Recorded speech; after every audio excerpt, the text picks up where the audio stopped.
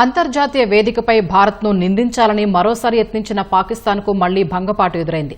జమ్మూ కశ్మీర్పై అనవసర ప్రస్తావన తీసుకొచ్చిన దాయాదికి భారత్ గట్టిగా చురకలంటించింది.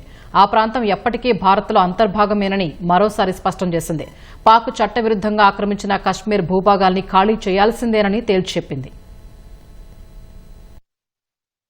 అంతర్జాతీయ వేదికపై మరోసారి జమ్మూ కశ్మీర్ ప్రస్తావన తీసుకొచ్చిన పాకిస్తాన్కు భారత్ గట్టిగా బదులిచ్చింది. కశ్మీర్లో పాకిస్తాన్ ఆక్రమించిన భూభాగాన్ని ఖాళీ చేయాల్సిందేనని స్పష్టం చేసింది. ఐక్యరాజ్య సమితి భద్రతా మండలిలో శాంతి పరిరక్షణ సంస్కరణలపై చర్చ సందర్భంగా మాట్లాడిన పాక్ ప్రతినిధి సయ్యద్ తారిక్ ఫతేమీ జమ్మూ కశ్మీర్ అంశాన్ని లేవనెత్తారు. దీన్ని భారత్ తీవ్రంగా ఖండించింది. పాక్ ఆరోపణలపై ఐరాసలోని భారత శాశ్వత ప్రతినిధి పర్వతనేని హరీష్ అభ్యంతరం వ్యక్తం చేశారు. ఆ దేశం అనవసర అంశాలను లాగుతోందని మండిపడ్డారు.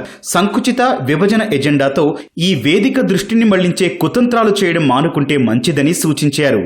India is compelled to note that the delegate of Pakistan has yet again resorted to unwarranted remarks on the Indian Union territory of Jammu and Kashmir. Such repeated references neither validate their illegal claims nor justify their state-sponsored cross-border terrorism.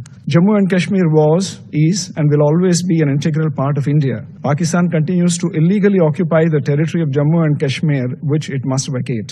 We would advise Pakistan not to try to divert the attention of this forum to drive their parochial and divisive agenda. గత వారం ఐరాస మానవ హక్కుల సంఘం సమావేశంలోనూ పాక్ జమ్మూ కశ్మీర్ అంశాన్ని ప్రస్తావించింది. దీనికి భారత్ కూడా ధీటుగా బదులిచ్చింది. పాక్ పదే పదే అసత్య ప్రచారాలు చేస్తోందని దుయ్యబట్టింది. ఆ దేశానిది మతోన్మాద మనస్తత్వమని, ఇలాంటి వ్యాఖ్యలతో అబద్దాలను నిజం చెయ్యలేరని భారత్ పేర్కొంది. సీమాంతర ఉగ్రవాదాన్ని సమర్థించుకోలేరని చురకలంటించింది.